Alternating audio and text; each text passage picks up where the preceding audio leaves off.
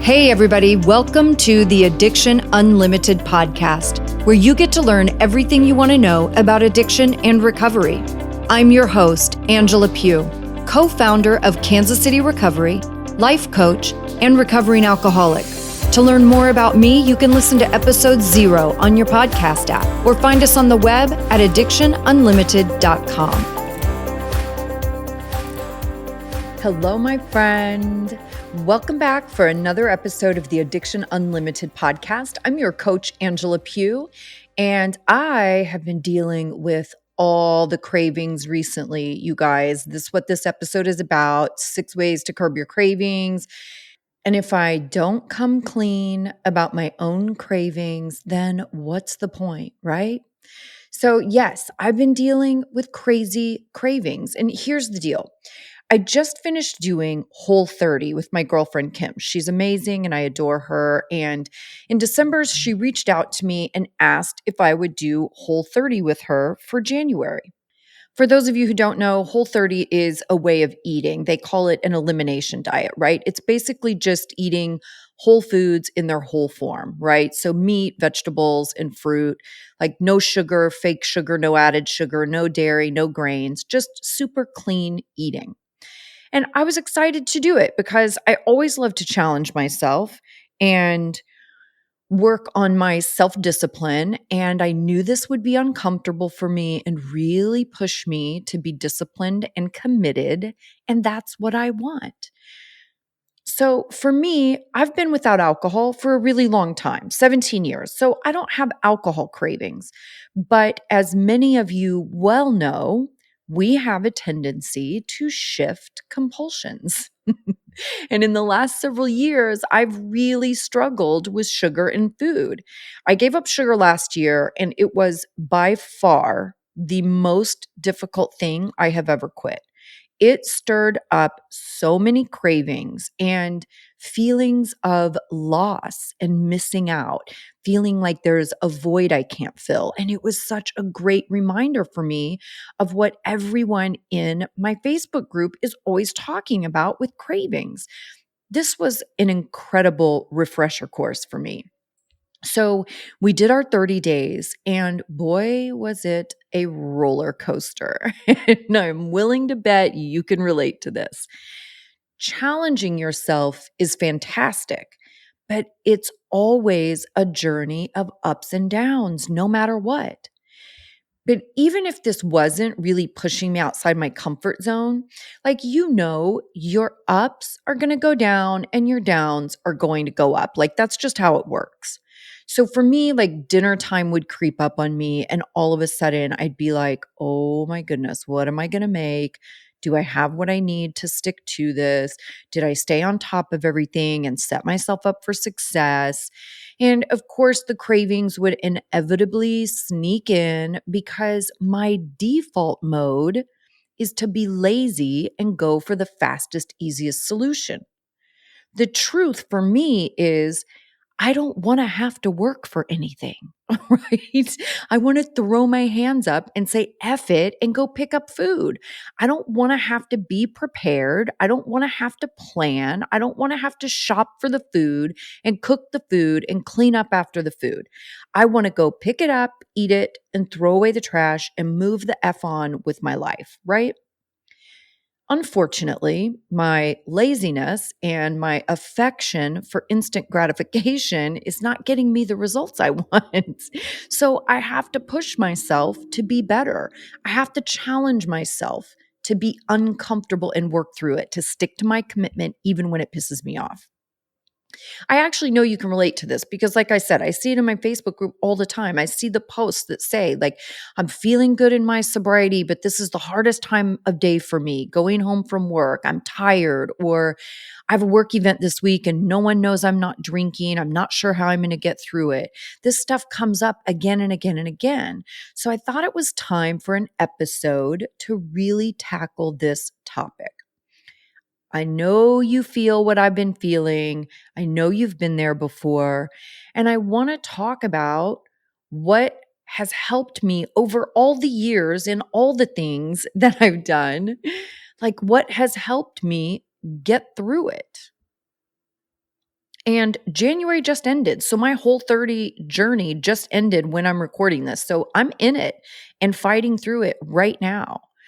And I want to talk about what helps me and pulls me out of it because I've really worked hard on these skills, especially the last couple of years. But some of the stuff that we're going to talk about, these are the things that I've worked on my entire journey of recovery. And I've shared with you before that I was a huge quitter. I quit everything my whole life. The very moment it didn't feel good or it didn't go my way or it felt hard or I wasn't good at it, I quit. And I wanted to talk about what helps me and allows me to get through it now. That's what we're going to talk about today. So, I'm going to rely on some of my virtual sounding boards, my favorite mentors and resources crafting this episode. Specifically, I'm going to talk about 6 things to work on to get through the discomfort and triggers and cravings, how to manage the outcome, whether it's a consequence or a reward, and how you can better manage that roller coaster so it doesn't get too big to manage. The best solution is always prevention. And I want you to try one of these and see how it feels. You don't have to do all of them. You can, but if you'll just try one of them and see if it really can ease some of your stress, then I want you to do that right now. Make a commitment to choose one of these and apply it right now. All right, let's get to it. The first thing I want to get into here, and I know you'll get this because it's a struggle the entire human race deals with. Let's get into why we are so willing to give in or give up. It's all about instant gratification. So, why are we so inclined to give up on our goals and give in to cravings and urges? Our brains are really wired to immediate rewards. We're born to look for instant gratification because in the beginning of time, in the ancient world, getting immediate results was essential for survival. We are very much present oriented, right? And so when we're not getting what we want immediately, we get anxious and we want to give up. There are many reasons why people want to give up, and each of them is driven by different motives or intentions. And I'm going to go through a handful of reasons why people give up or give in. And these are mindset issues, right? You have full control of your mindset and whether or not it's defeating or empowering. Maybe one of these mindset issues is one thing you take from this episode and choose to work on. Mindset is everything. And here's where we can go wrong. First, like mistaking lessons for failure, not being able to see the roadblock as a lesson and keep going anyway, right? Don't let the roadblock stop you. Just understand it's a lesson and you're going to learn from it and you're going to move forward. It's not an epic fail, it's just a roadblock. Also, remember the outcome is more important than the journey. And we're going to get into this more when we get into the 6 things, but putting more emphasis on the end result and dismissing the importance of how you're getting to the end goal and how you're growing along the way. Don't put all the importance on the outcome. Remember, the journey has a lot of value. The next one is seeing failure before it's even happened, self-sabotaging yourself by creating the thought that this isn't going to happen, I can't do this. This usually comes down to limiting beliefs, right? Lack of self-belief. But don't predetermine how hard it's going to be, how awful it's going to be, and that you're not going to be able to do it. You can't predetermine that, right? You have to be open. Next is lack of discipline. Realizing that achieving your goal isn't going to just fall in your lap, right? Like it doesn't happen by magic. It doesn't happen quickly. It does actually take work and determination. So that lack of discipline holds a lot of people back. And then not adjusting to changes. You have to embrace that there are going to be changes. There are always curveballs. You're going to hear me say this 1,000 times in this episode. You have to embrace change and roll with it. You have to pivot, tweak ideas, allow yourself to evolve. Don't take it as a sign that something's not working, right? That's usually just a rationalization or justification to give up on the process. When you aren't able to roll with changes or unexpected obstacles, that's an indicator that you're not being flexible. And being rigid, like it's my way or the highway kind of attitude, will not get you where you want to go. And it won't allow for even greater things to happen. There are some really incredible things that can happen in your life that you don't even think of today. You're not even capable of thinking big enough to think of them. So you have to get flexible and be able to roll with things and embrace change. So those are some of the mindset things to check yourself on.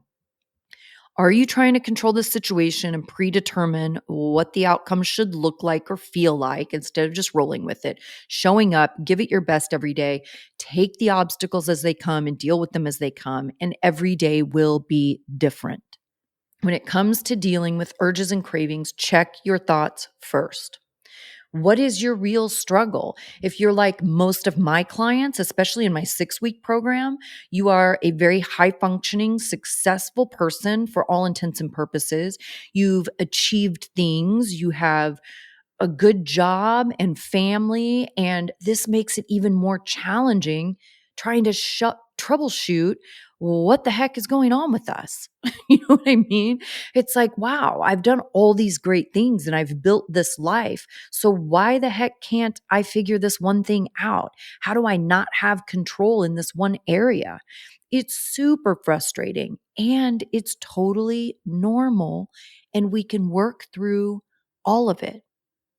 But what happens is you get caught up ruminating in the thoughts and urges, and you start obsessing about the craving, and you don't get underneath the craving to figure out what's driving it. If you want to fix the craving, you have to fix the thing that's driving the craving.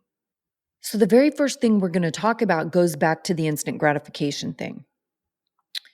Overnight success is a myth. And I do this too.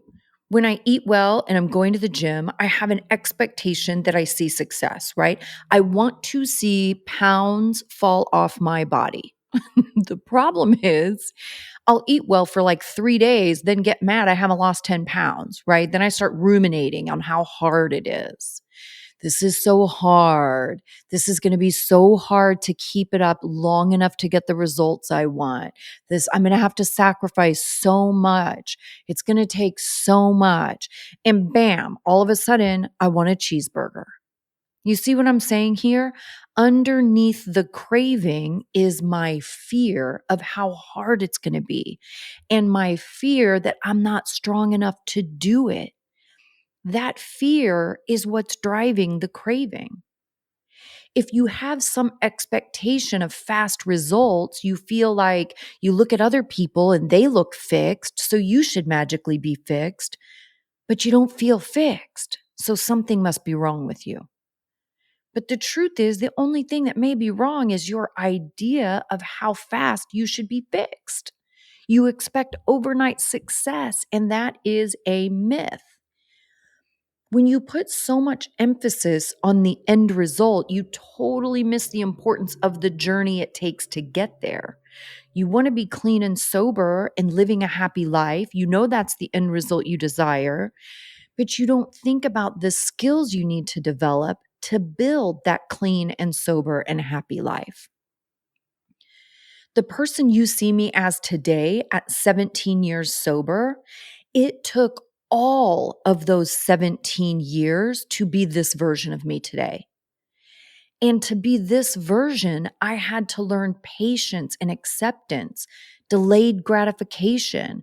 I had to learn to shut my mouth. I had to learn to be committed to my life and how to make sacrifices to achieve the things I want. I had to grow up. I had to learn communication skills and emotional intelligence. That's the journey. You don't just get the end result because you decide you want it and you want to wake up tomorrow and have it. Good luck with that. Overnight success is a myth. You will not be fixed tomorrow, and neither is anyone else. You can feel better tomorrow. You can feel happier with your choices and your progress. You can definitely feel better fast, but all your problems aren't going to go away. Life isn't going to stop throwing you curveballs.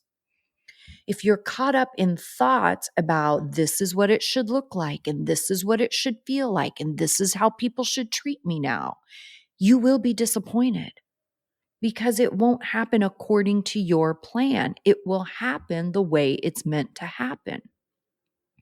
This brings me perfectly into number 2. You may need to shift your approach. Again, this is where that flexibility we talked about comes into play. If what you are doing isn't working, then you need to adjust your approach. If you are trying it a certain way and you're relapsing, then something doesn't fit. Check your mindset first. Are you being a negative Nelly and sending yourself all kinds of BS messages about how hard it is and how bad it feels and how unfair it all is? Or are you in acceptance? In acceptance of the facts and just ready to tackle whatever comes your way. This is also where your support team is so important. Me as your coach or a sponsor or being part of a group. This is where you show up and say, I'm doing this and this, and it's not working. And your support team can help you troubleshoot some solutions and different approaches that worked for them. Also, as you grow and evolve, your action plan will need to grow and evolve too. My life and recovery approach is not the same today as it was on day 1.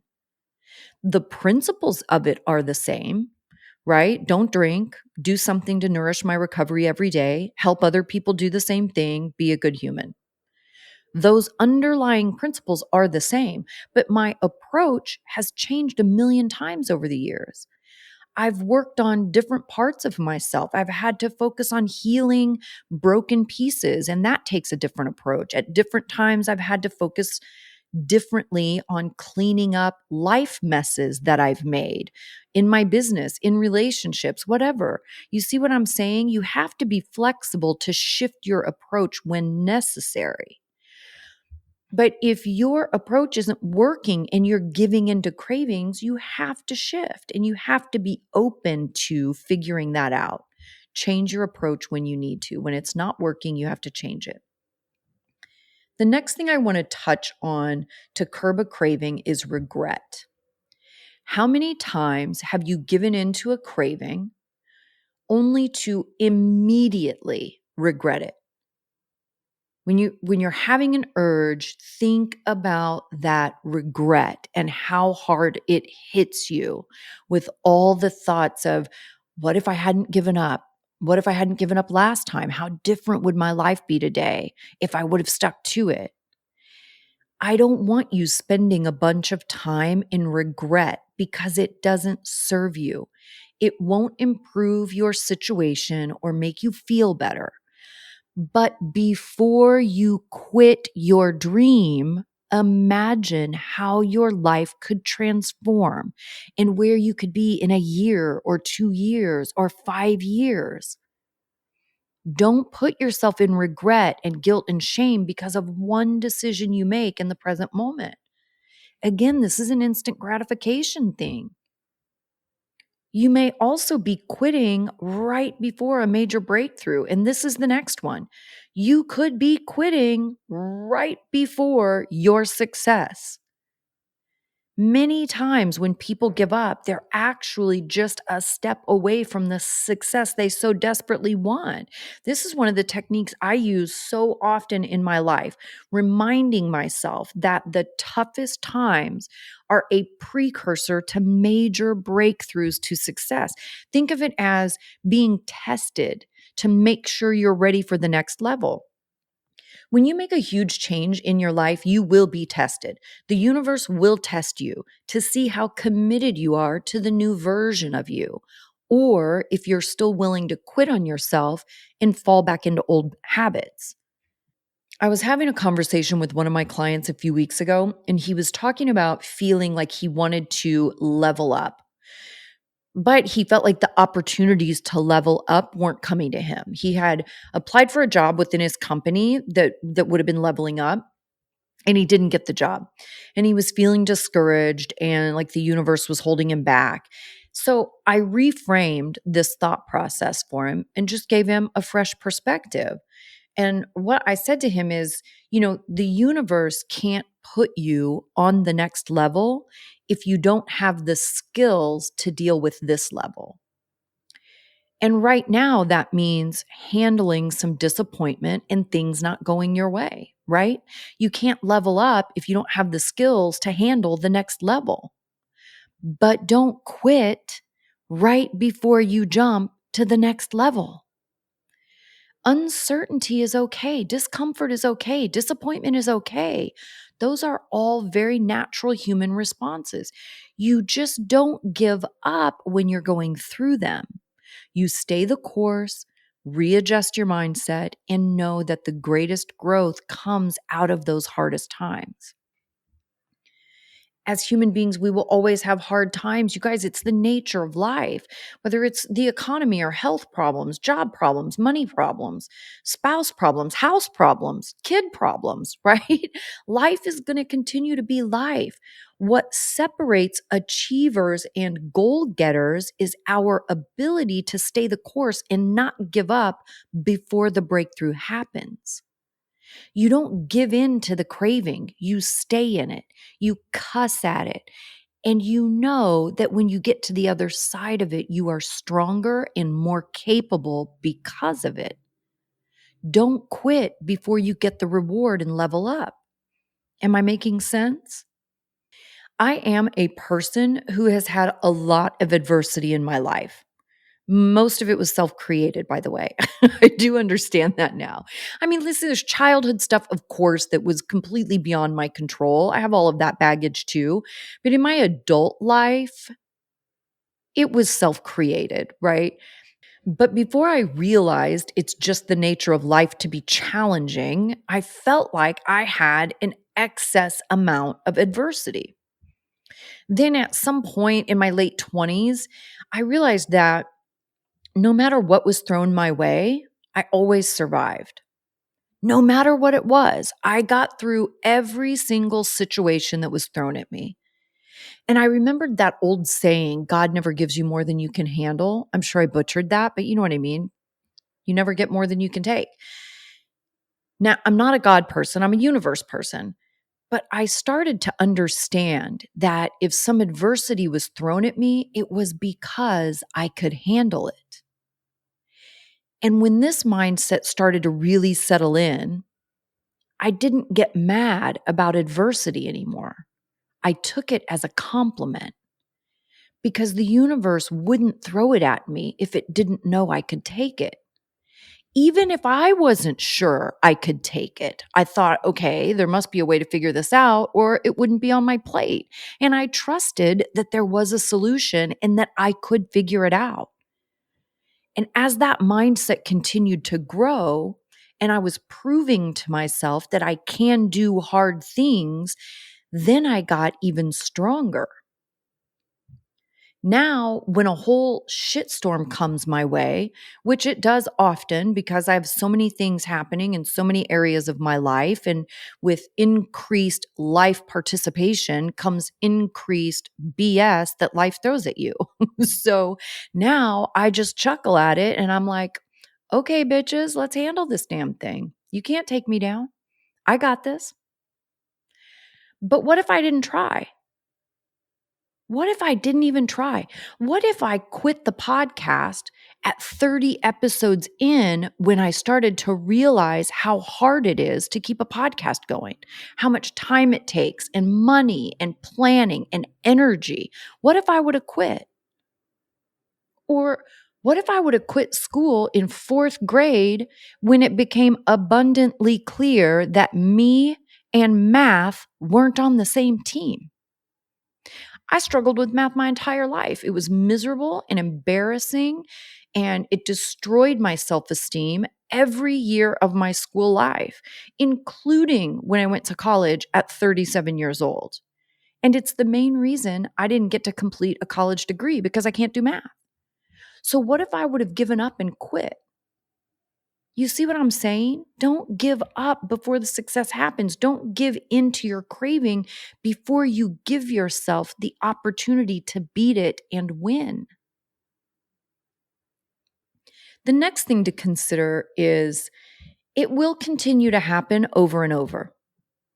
This is another sort of mindset thing, something you have to figure out for long term success. Because if you don't figure out why you're a quitter or a giver upper, then you'll continue to repeat the habit. By default, your habitual mindsets and thought patterns play out over and over again throughout your life, and they will continue to be the same if you don't identify and change them. Don't tell yourself, I'll try again in a few months or next year, because you're likely to just repeat the exact same pattern again. It's important to sit with yourself and figure out why you have a tendency to bail on things and give up. And this may be uncomfortable, and I'm sure you will resist doing this. But if you want to do better and you want a better result in your life and you want to be a person that gets what they want and that is dependable and trusted and counted on by your friends and family, then you will be a person who figures out their own BS and handles it. And remember, we made a deal at the very beginning of this episode that you're going to pick one thing from this list and do it starting today. And maybe this is your thing. And maybe it's not.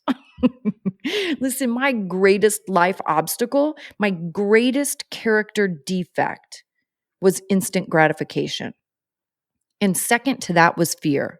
Once I identified that I was a quitter of everything because I would quit for the instant gratification of relief. If it was exercise, then quitting gave me the instant result of not feeling that physical discomfort anymore. If it was a relationship, leaving it would relieve all the fear and anxiety of wondering what they were thinking and am I good enough and do they like me, right? I could end that relationship and get the instant relief of not having to feel all that anxiety and uncertainty. Being smart with my money never felt as good to me as shopping. So every time I tried to be responsible and cognizant of my money and budget and maybe start a savings account or some sort of investing for my future, every time I would try, I would ultimately give up and spend all my money because I wanted the dopamine hit of that instant gratification.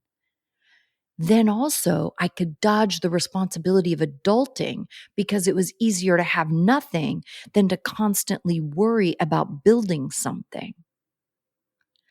Until I could work through my attachment to instant gratification, I couldn't do my life differently.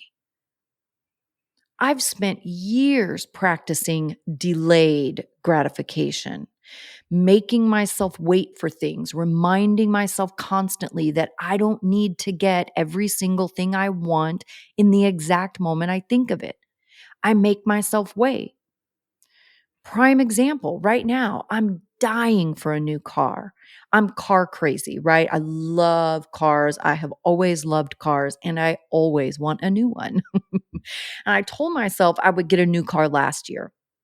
The truth is, my car is perfect. There is no reason that I need a new car outside of my ego and my simple desire that I want to have one, right?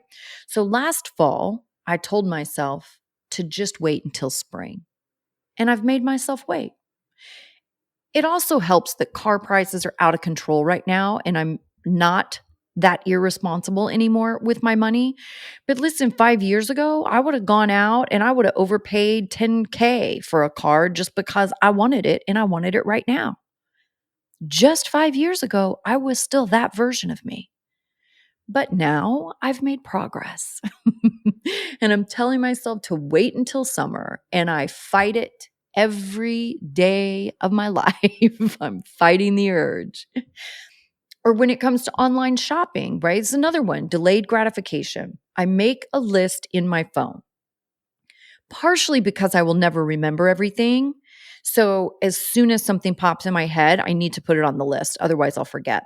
So I'll spend like a whole week making my ongoing list. And it's everything. It's groceries, skincare stuff, household stuff, gadgets, my vitamins, like literally anything that pops in my head that I need or want goes on my list and it sits there. Then on the day that I'm ready to order, I go down my list and see like what's necessary and what's not and how do I feel about it. There are so many things that I would buy on impulse that if I wait a few days, it doesn't even sound that good to me anymore. Delayed gratification. You see what I'm saying? This goes for people too. I don't need people to do what I want them to do anymore. I don't freak out anymore if people don't respond to my text messages as fast as I think they should or answer the phone when I call. There's no law that says everything has to go my way and everyone has to agree with me. I'm not 5. That's how toddlers think. And that's how I thought well into my adulthood because I was stunted. I say all of that to say, if you don't figure out what's motivating your impulse to quit things and give up on yourself, then you will continue to quit things and give up on yourself. It will happen over and over again. Okay, my friends, last one. Ooh, this is big. Struggle is not the same thing as failure. There's this weird association that struggle is something to be ashamed of. Like something is wrong with us as human beings and we lack some inner strength if things are hard for us. And I'm here to tell you it's not. Do not equate struggle with failure. You know, I would love for you to remove the word failure from your vocabulary altogether. Failure is feedback. Struggle is what makes us strong. It's how we learn and how we build character. Cravings are hard. It is uncomfortable. You do have to be committed to your goal to get through it. That's human. Don't have some expectation that it won't be hard because that's unrealistic. I quit drinking pretty easily. I quit smoking pretty easily. Then 17 years later, I gave up sweets and it's been one of the hardest things I've ever done. That doesn't mean there's something wrong with me because I have cravings all the time for candy and donuts and muffins and whatever else I can shovel in there. Remember what we talked about earlier about missing the value of the journey because we get so consumed with the end result? This is exactly that. The journey is where I'm getting my strength. Every time I go to the grocery store and I'm fighting the cravings every step of the way, the cravings actually start long before I ever even get to the store, right? But my strength comes from the struggle and getting through it. The struggle builds you, it's necessary. Struggle is not bad or weak, it's necessary. Welcome it with open arms because it's here to build you into the strongest version of yourself you can be. And you know they say the average craving lasts approximately 20 minutes. I read somewhere else that an urge rarely lasts longer than 30 minutes. So that's all you have to overcome. 20 to 30 minutes, that's it. I know I'm coming at this stuff from a new angle talking about cravings, but I wanted to get deeper into the real deal that no one else is talking about. I've given you all the tools and the lists of do this and try this. And tools are amazing and also necessary. But when you want to make real progress in your life, in your sobriety, you have to understand the things that hold you back, the things that you can't see or identify. I don't want you scratching your head and beating yourself up trying to figure out why you can't get this. Or for my friends that have been sober for a while, you feel like you should be better or farther along in your life than you are. This is the stuff that counts. This is the stuff that makes all the difference in your growth and achievement. Let's recap the list before I shut this down. And if you want my guidance in your journey and you want me to be your coach, you can schedule a call with me at addictionunlimited.com/call. It's that simple. I'll link it in the show notes too, addictionunlimited.com/call. And you can schedule a call with me and we can start figuring this stuff out. Okay, so let's recap the list really quickly. The first thing that we talked about is overnight success is a myth. When you put so much emphasis on the end result and you expect it quickly, you miss the importance of the journey it takes to get there, right? Don't have unrealistic expectations and know that you're playing a long-term game and you want long-term success. And that means long-term journey. Overnight success is a myth. The next one, number 2, is you may need to shift your approach. If what you're doing isn't working, then you need to adjust your approach, adjust your plan. As you grow and evolve, your action plan will need to grow and evolve too.